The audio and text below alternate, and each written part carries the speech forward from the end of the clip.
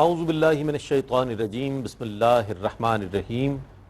ناظرین محترم، السلام علیکم ورحمۃ اللہ وبرکاتہ۔ الحمدللہ، قرآن کریم کی تلاوت، ترجمہ اور تفسیر پر مشتمل اس مبارک پروگرام پیغام قرآن کے ساتھ میں ہوں آپ کا میزبان محمد رئیس احمد۔ الحمدللہ آج 23واں پارہ جو ہے ہم نصف سے آگے پڑھیں گے اور تلاوت ہوگی، ترجمہ اور تفسیر پیش کی جائے گی۔ تلاوت کلام الرحمن کے لیے ہمارے درمیان موجود ہیں ملک ممتاز و معروف قاری جناب قاری نعمان نعیمی۔ السلام علیکم ورحمۃ اللہ وبرکاتہ۔ وعلیکم السلام ورحمۃ اللہ وبرکاتہ۔ ناظرین گرامی، ان آیات بینات کی تفسیر کے لیے ہمارے درمیان موجود ہیں استاذ العلماء حضرت علامہ مفتی محمد اسماعیل نورانی صاحب۔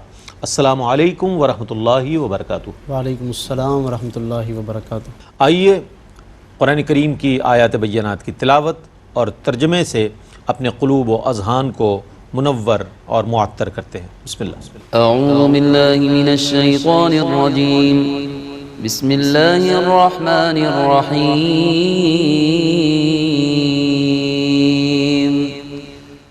وَإِنَّ يُونُسَ لَمِنَ الْمُرْسَلِينَ إِذْ أَبَقَ إِلَى الْفُلْكِ الْمَشْحُونِ فَسَاهَمَ فَكَانَ مِنَ الْمُدْحَضِينَ۔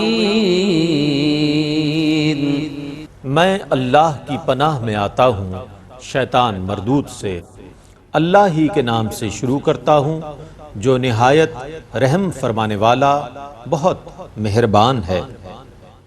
اور بے شک یونس ضرور رسولوں میں سے ہیں، جب وہ بھاگ کر بھری ہوئی کشتی کی طرف گئے، پھر قرآن دازی ہوئی تو وہ مغلوبوں میں سے ہو گئے۔ فالتقمه الحوت وهو مليم فلولا أنه كان من المسبحين للبث في بطنه إلى يوم يبعثون۔ پس ان کو مچھلی نے نگل لیا، اس وقت وہ خود کو ملامت کرنے والے تھے، پس اگر وہ تسبیح کرنے والوں سے نہ ہوتے تو وہ ضرور روز حشر تک مچھلی کے پیٹ میں رہتے۔ فنبذناه بالعراء وهو سقيم وأنبتنا عليه شجرة من يقطين۔ سو ہم نے ان کو چٹیل میدان میں ڈال دیا اور وہ اس وقت بہت کمزور ہو چکے تھے، اور ہم نے ان پر بیل دار لوکی کا درخت اگا دیا۔ وَأَرْسَلْنَاهُ إِلَى 100,000 أَوْ يَزِيدُونَ فَآمَنُوا فَمَتَّعْنَاهُمْ إِلَى حِينٍ۔ اور ہم نے ان کو 1,00,000 یا اس سے زائد آدمیوں کی طرف رسول بنا کر بھیجا، سو وہ ان پر ایمان لائے تو ہم نے ان کو ایک معین مدت تک فائدہ پہنچایا۔ فاستفتهم ألربك البنات ولهم البنون أم خلقنا الملائكة إناثا وهم شاهدون۔ پس آپ ان سے پوچھئے کہ آپ کے رب کے لیے بیٹیاں ہوں اور ان کے لیے بیٹے ہوں، کیا ہم نے جب فرشتوں کو مؤنث بنایا تھا اس وقت یہ موجود تھے؟ ألا إنهم من إفكهم ليقولون ولد الله وإنهم لكاذبون۔ سنو، وہ اپنی افترا پردازی سے ضرور کہتے ہیں کہ اللہ کے ہاں اولاد ہوئی، اور بے شک وہ ضرور جھوٹے ہیں۔ أصطفى البنات على البنين ما لكم كيف تحكمون۔ کیا اس نے بیٹوں کی بنسبت بیٹیوں کو اختیار کیا؟ تم کو کیا ہو گیا؟ تم کیسی خبر دے رہے ہو؟ أفلا تذكرون أم لكم سلطان مبين فأتوا بكتابكم إن كنتم أنتم صادقين کیا تم سمجھتے نہیں ہو یا تمہارے پاس اس کی کوئی واضح دلیل ہے تو تم اپنی کتاب لے آؤ اگر تم سچے ہو۔ وجعلوا بينه وبين الجنة نسبا ولقد علمت الجنة إنهم لمحضرون سبحان الله عما يصفون۔ اور ان لوگوں نے اللہ اور جنات کے درمیان نسبی قرابت داری بنا دی، حالانکہ جنات کو علم ہے کہ وہ ضرور عذاب پر پیش کیے جائیں گے۔ اللہ ان تمام عیوب سے پاک ہے جو یہ بیان کرتے رہے ہیں۔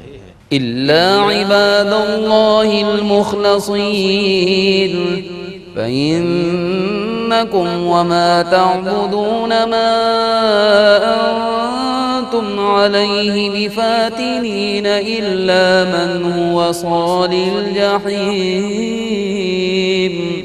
ماں سوا اللہ کے مخلص بندوں کے ان کو عذاب نہیں ہوگا، سو بے شک تم اور جن کی تم عبادت کرتے ہو تم اللہ کی مشیت کے خلاف زبردستی کسی کو گمراہ نہیں کر سکتے سوا اس کے جو اپنے کفر کے سبب خود ہی دوزخ میں جا گرنے والا ہے۔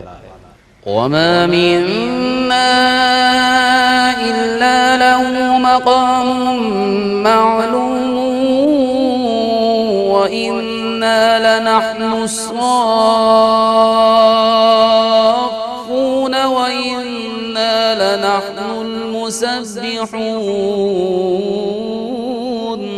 فرشتوں نے کہا اور ہم میں سے ہر ایک کا مقام مقرر ہے، اور بے شک ہم صف بستہ ہیں اور بلا شبہ ہم ضرور تسبیح کرنے والے ہیں۔ وَإِن كَانُوا لَيَقُولُونَ لَوْ أَنَّ عِندَنَا ذِكْرًا مِّنَ الْأَوَّلِينَ لَكُنَّا عِبَادَ اللَّهِ الْمُخْلَصِينَ۔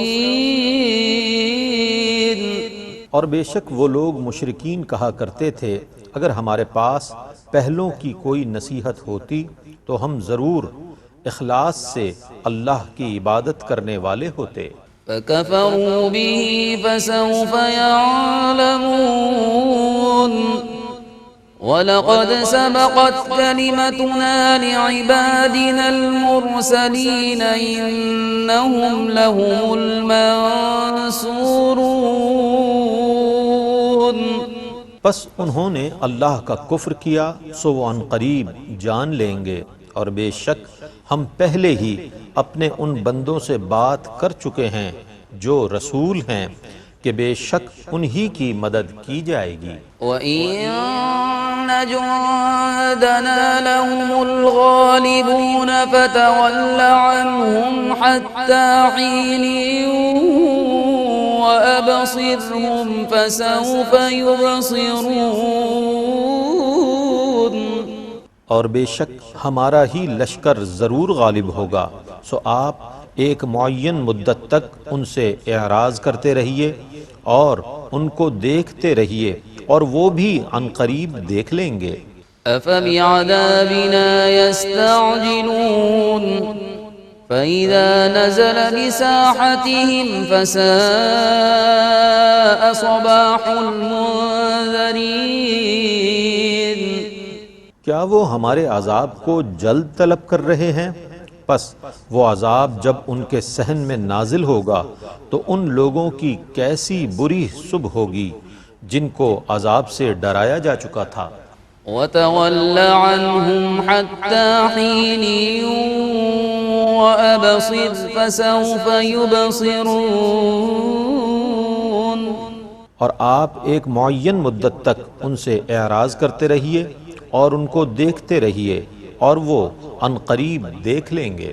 سبحان ربك رب العزة عما يصفون وسلام على المرسلين والحمد لله رب العالمين۔ آپ کا رب غالب ہے اور ہر اس عیب سے پاک ہے جس کو وہ بیان کرتے ہیں، اور رسولوں پر سلام ہو، اور تمام تعریفیں اللہ ہی کے لیے ہیں جو تمام جہانوں کا رب ہے۔ بسم اللہ الرحمن الرحیم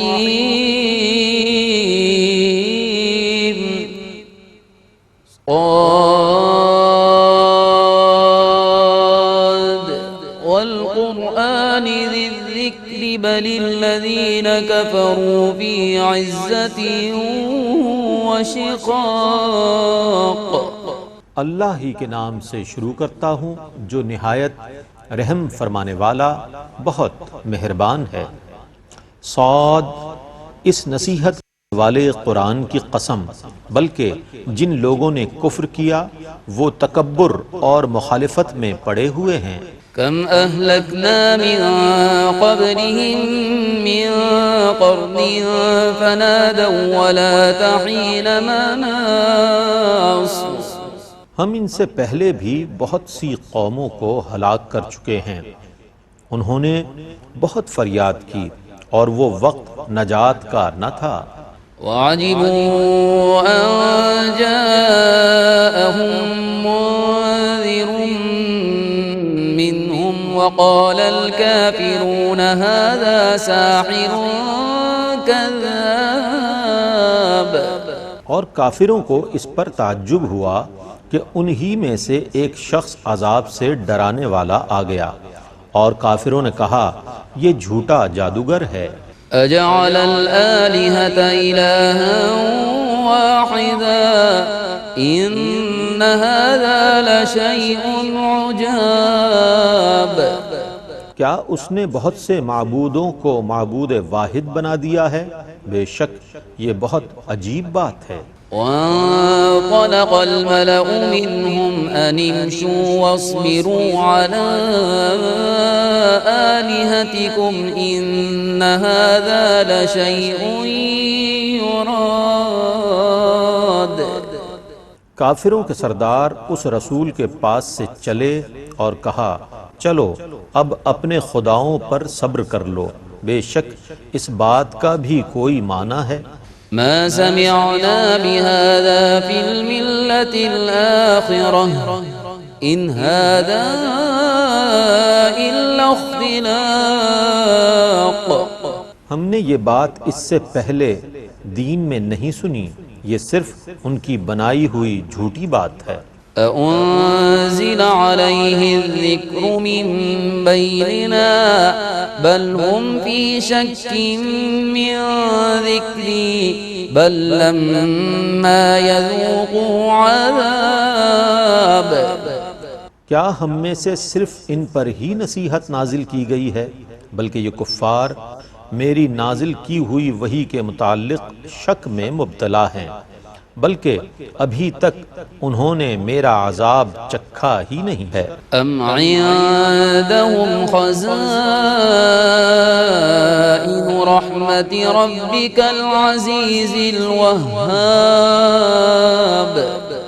یا ان کے پاس آپ کے غالب اور فیاض رب کی رحمت کے خزانے ہیں۔ ام لهم ملک السماوات والارض وما بینہما فلیرتقوا فی الاسباب۔ یا آسمان اور زمین اور ان کے درمیان کی ہر چیز ان کی ملکیت میں ہے تو ان کو چاہیے کہ رسیاں باندھ کر آسمان پر چڑھ جائیں۔ جند ما هنالك مهزوم من الاحزاب۔ یہ اسی جگہ کفار کا شکست خوردہ حقیر لشکر ہے۔ كذبت قبلهم قوم نوح وعاد وفرعون ذو الأوتاد۔ ان سے پہلے نوح کی قوم اور عاد اور میخوں والے فرعون کی قوم تکذیب کر چکی ہے۔ وثمود وقوم لوط وأصحاب الأيكة أولئك الأحزاب۔ اور سمود اور لوط کی قوم اور اصحاب ایکا یہ کفار کے گروہ ہیں۔ إن كل إلا كذب الرسل فحق عقاب ان میں سے ہر گروہ نے رسولوں کو جھٹلایا تو ان پر میرا عذاب ثابت ہو گیا۔ وما ينظر هؤلاء إلا صيحة واحدة ما لها من فواق اور یہ کفار صرف ایک سخت چنگھاڑ کا انتظار کر رہے ہیں جس کے درمیان کوئی مہلت نہیں ہوگی۔ وقالوا ربنا عجل لنا قطنا قبل يوم الحساب اور انہوں نے کہا اے ہمارے رب ہمارا حصہ تو ہمیں روز حساب سے پہلے ہی جلد دے دے۔ اصبر على ما يقولون واذكر عبدنا داود ذا الأيد إنه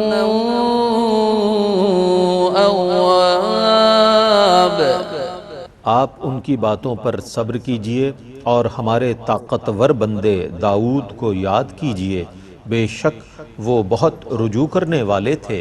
إنا سخرنا الجبال معه يسبحن بالعشي والإشراق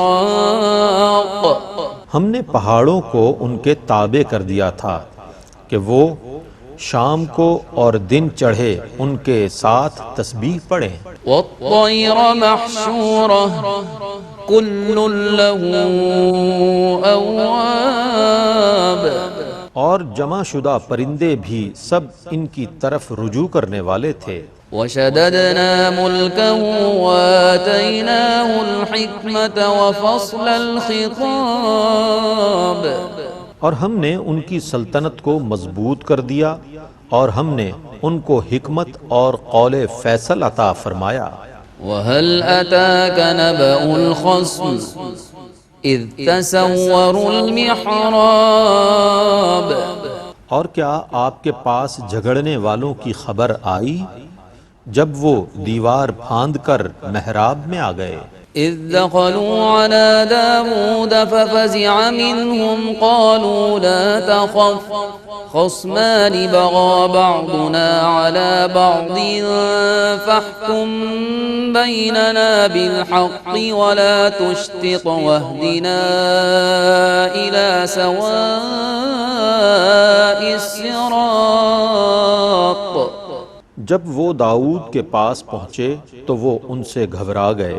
انہوں نے کہا آپ نہ گھبرائیں، ہم دو لڑنے والے فریق ہیں، ہم میں سے ایک نے دوسرے پر زیادتی کی ہے، آپ ہمارے درمیان حق کے ساتھ فیصلہ فرمائیں اور بے انصافی نہ کریں اور ہمیں سیدھی راہ بتائیں۔ إن هذا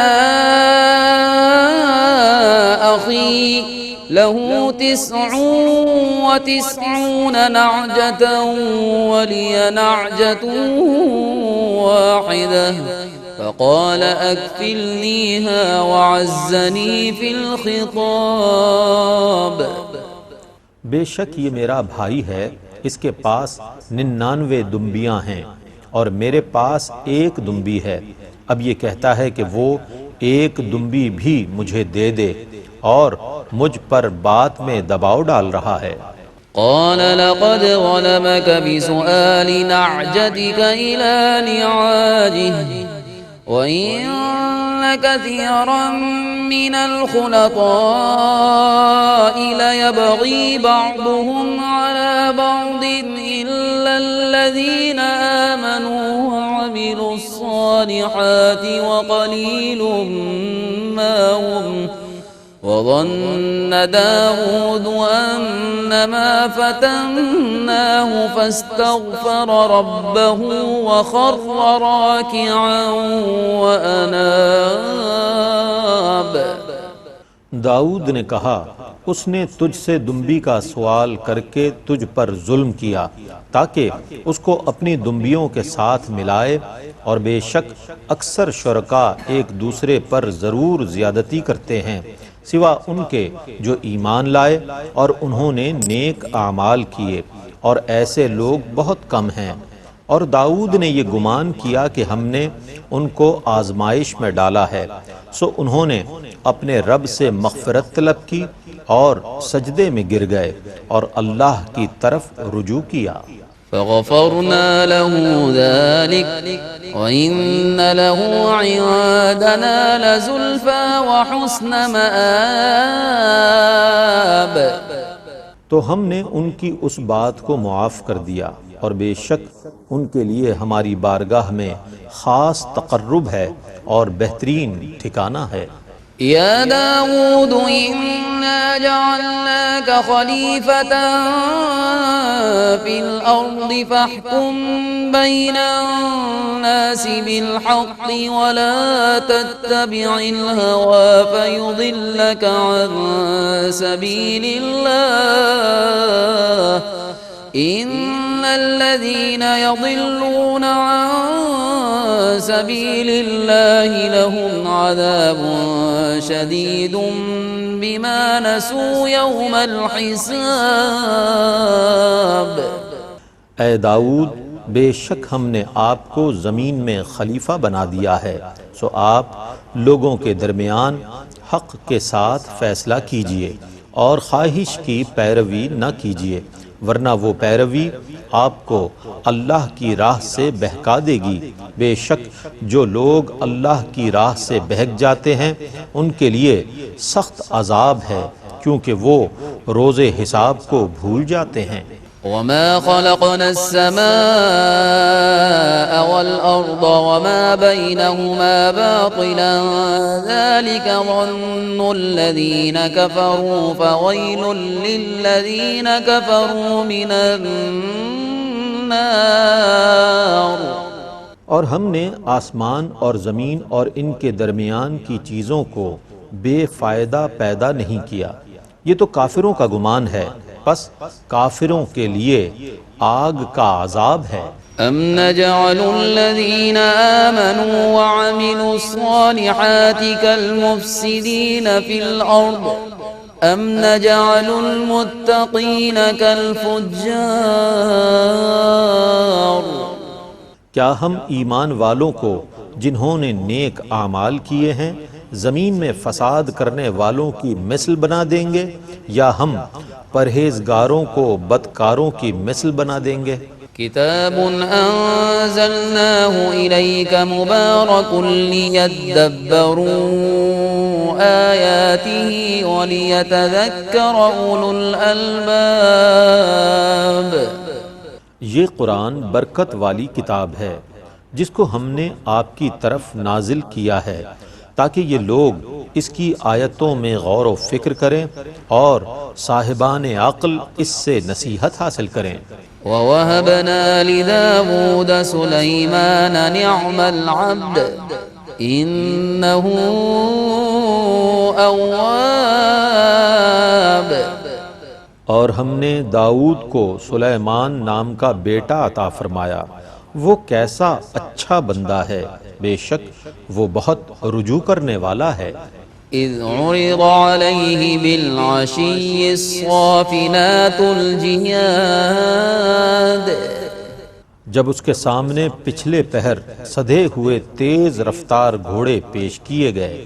فقال انی احببت حب الخیر عن ذکر ربی حتی توارت بالحجاب۔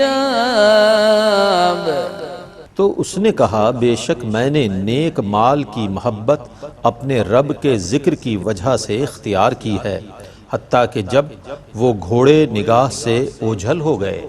ردوها علی فطفق مسحا بالسوق والاعناق۔ تو اس نے حکم دیا کہ ان گھوڑوں کو دوبارہ میرے سامنے لاؤ، پھر وہ ان کی پنڈلیوں اور گردنوں پر ہاتھ پھیرنے لگے۔ وَلَقَدْ فَتَنَّا سُلَيْمَانَ وَأَلْقَيْنَا عَلَى كُرْسِيِّهِ جَسَدًا ثُمَّ أَنَابَ۔ اور ہم نے سلیمان کو آزمائش میں مبتلا کیا اور ان کی کرسی پر ایک جسم ڈال دیا، پھر انہوں نے ہماری طرف رجوع کیا۔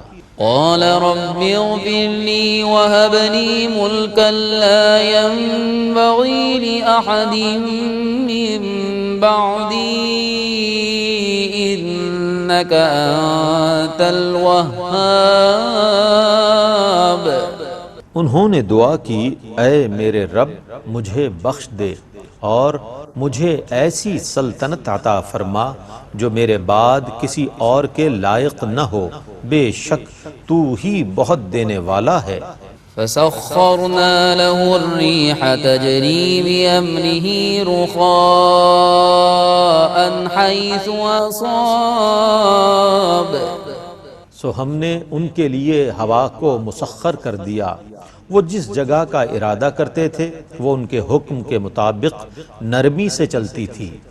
والشياطين كل بناء وغواص وآخرين مقرنين في الأصفاد۔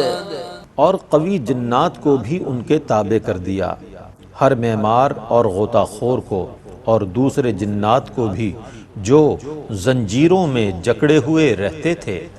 هذا عطاؤنا فامنن أو أمسك بغير حساب۔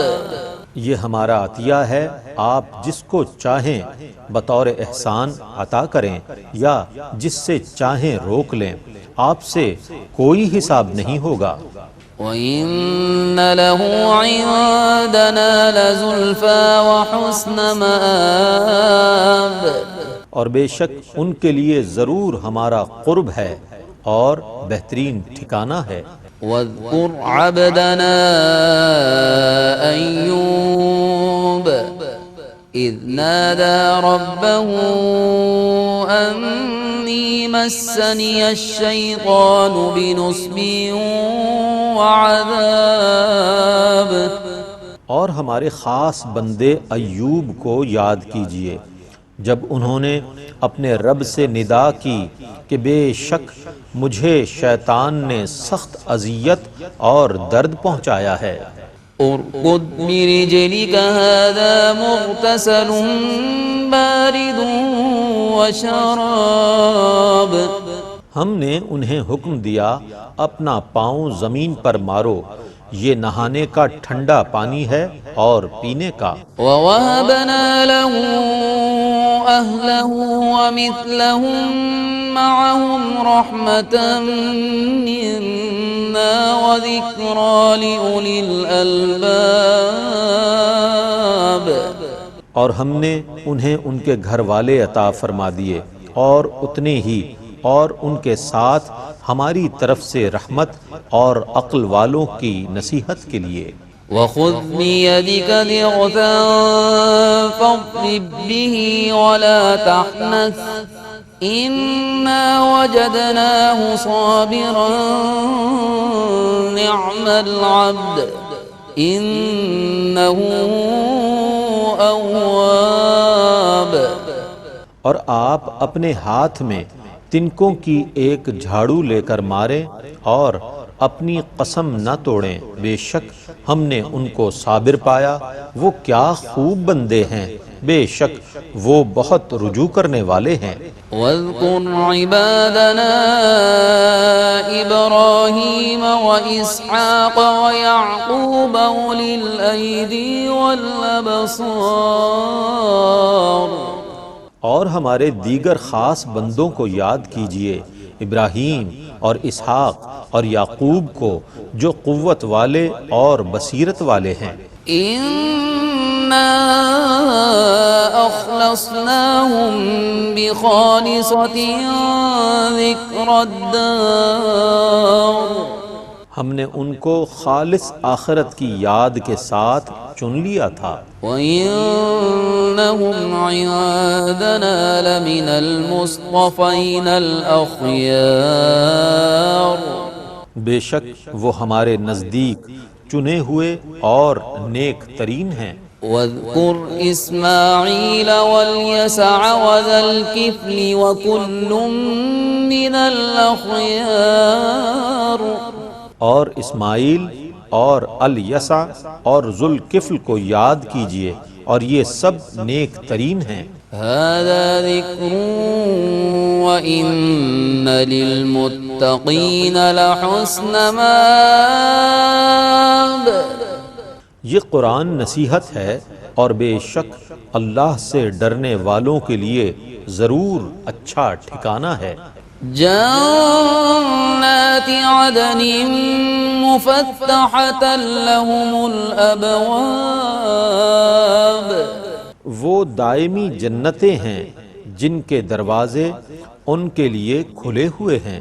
متكئين فيها يدعون فيها بفاكهة كثيرة وشراب.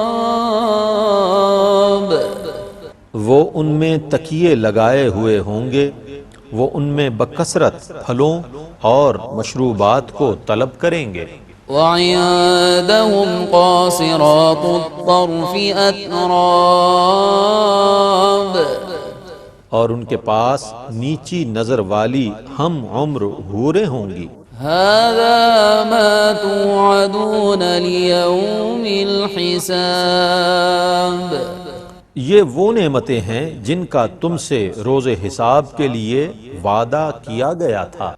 ماشاءاللہ ناظرین، قرآن کریم کی تلاوت ترجمہ آپ تک پہنچا اور آئیے تفسیر کے لیے ہم چلتے ہیں علامہ مفتی محمد اسماعیل نورانی صاحب کی جانب کہ ان آیات بینات کی تفسیر فرمائیں. جی حضرت بسم اللہ. بہت شکریہ. بسم اللہ الرحمن الرحیم. الحمدللہ رب العالمین والصلاة والسلام علی اشرف الانبیاء وسید المرسلین.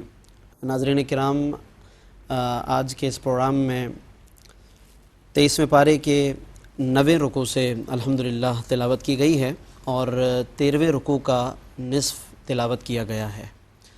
اور اس کے ساتھ ہی جب 90 رکوع کی تلاوت مکمل ہوئی تو سورہ صافات بھی پایہ تکمیل کو پہنچی اور پھر سورہ صافات کے بعد سورہ صاد کا آغاز کیا گیا ہے.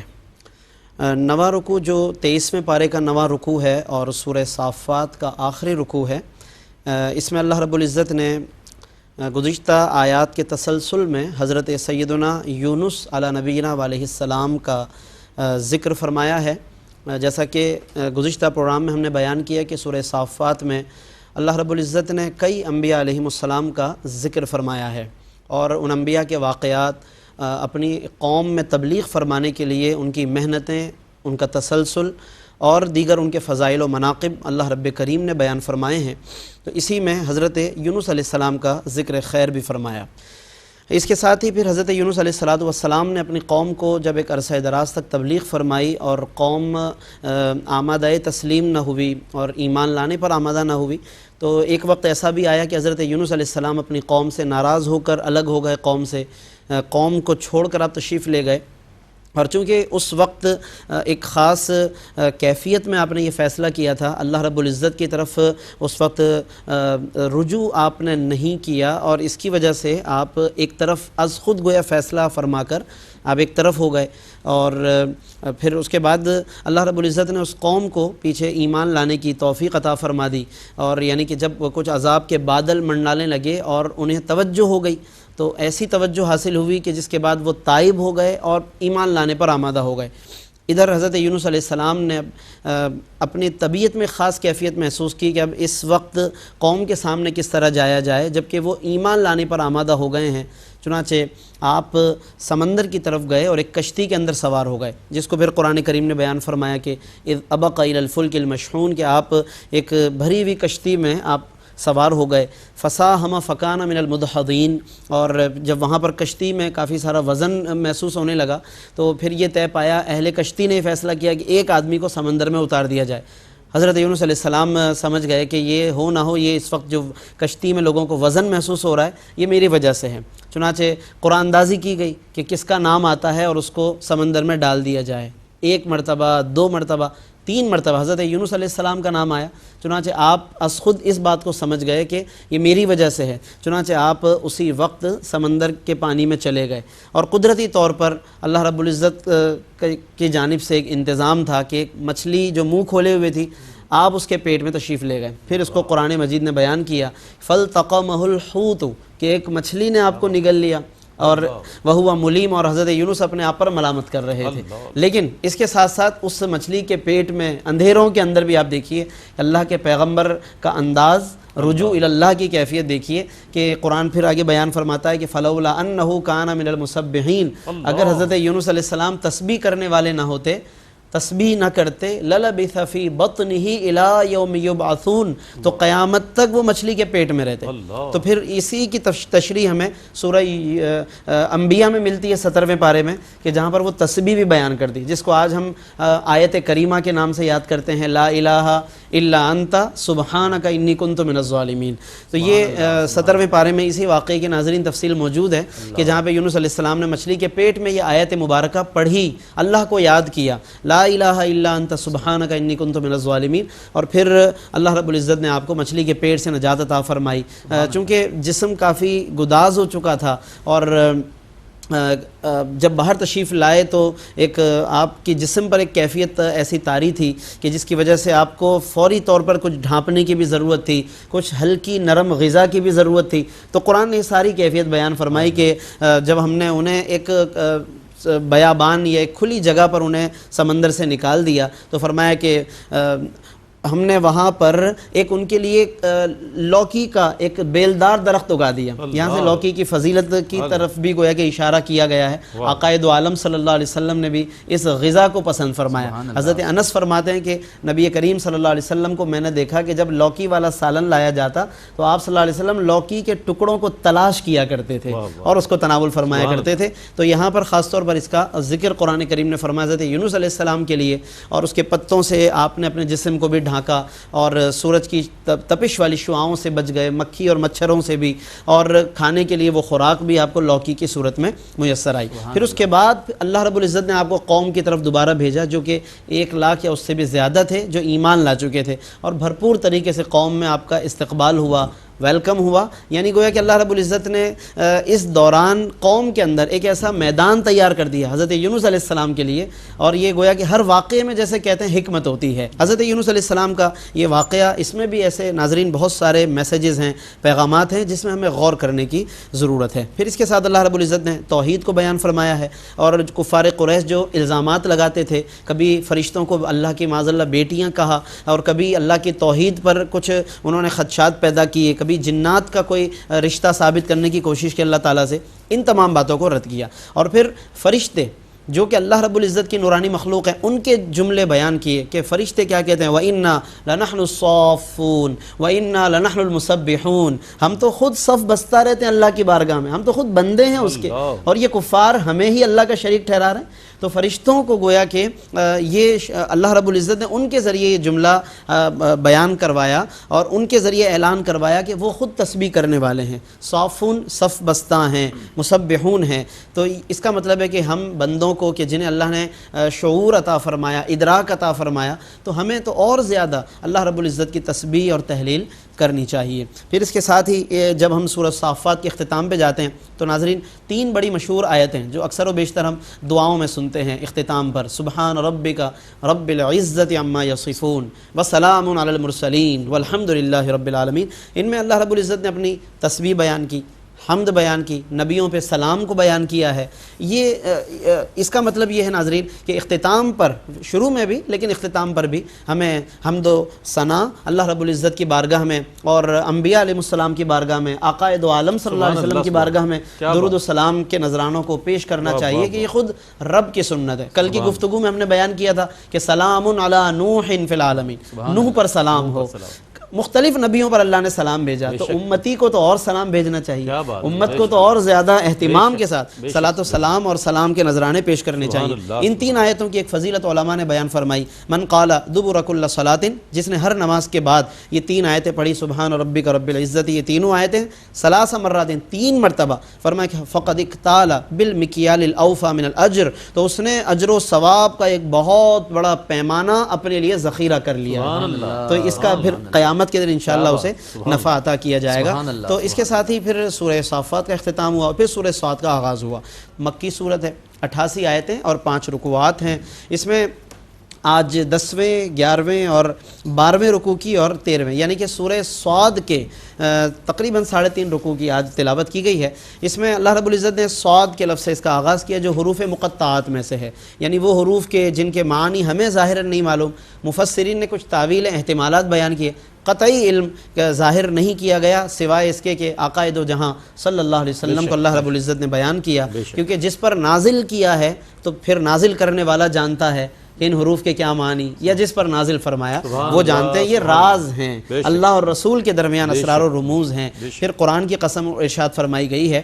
اور اس کے ساتھ ہی پھر آگے دیگر آیات میں اللہ رب العزت نے کفار کو توحید و رسالت پر ایمان لانے کی دعوت بیان فرمائی۔ حضرت عمر فاروق رضی اللہ عنہ جب اسلام لائے تو اس کے بعد کفار میں کافی کھلبلی مچی، اور وہ جمع ہوئے 25 افراد کو، بڑے بڑے سرداروں کو جمع کیا ابو طالب کے پاس، اور کہا کہ اب ہم انہیں کہتے ہیں کہ بھتیجے کو روکیں، کیونکہ اب ان کا معاملہ بڑھتا جا رہا ہے۔ عمر فاروق جیسا شخص اسلام لے آیا ہے، یہاں پر حضور علیہ السلام بھی تشریف لائے، اور حضور علیہ السلام نے فرمایا میں ان کے سامنے، ان تمام سرداروں کے سامنے ایک بات رکھتا ہوں، اگر یہ آج مان لیں سارے عرب ان کے تابع ہو جائیں گے۔ تو ابو جہل کو لگا کہ شاید کوئی نئی بات کریں گے، تو کہا کہ کون سی بات ہے، اگر ایسی کوئی بات ہے تو ہم تو 10 باتیں ماننے کو تیار۔